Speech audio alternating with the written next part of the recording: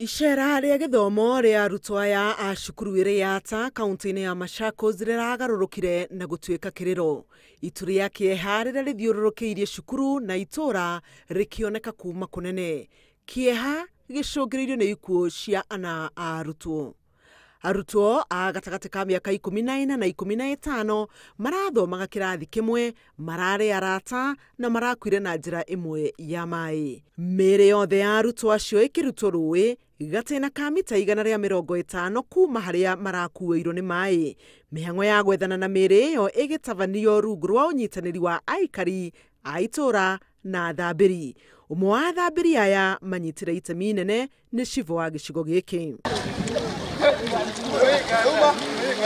Commissioner wa kaunti ya Machakos auma umwe wa aria magwikinyitie kumiriria aciari na aria othe manyitire itemi mihang'o-ini ya gucaria Miiri. Tunataka kusema kuwa tunashukuru ushirikiano wa wananchi, watu wa Red Cross, divers wetu wale ambao wametusaidia. Miili yote 4, wavulana 4 na msichana mmoja, wavulana 3 na msichana mmoja imepatikana na saa hizi inaelekea mochari. Just arrived to witness the last body being retrieved from the river, and I would like to take this opportunity to pass my condolences on my behalf and the behalf of the Ministry of Education to the parents, the school, the friends of the departed, 3 boys and 1 girl. Ona kiama kia arutani gia KUPPET ruhonge rwa Machakos nigigutwarite ndumiriri yake ya macakaya. And I'm here on behalf of KUPPET and my family to be with the local community and the teaching fraternity of Syokisinga.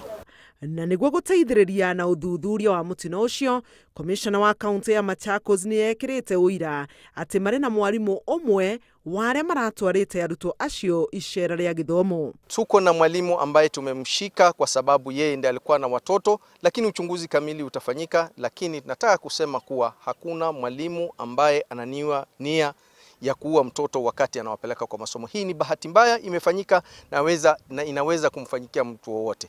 Muruto muiritu uria arakuire akigeria kuhonokia aruna ake thutha wa kuona mari hatikaini.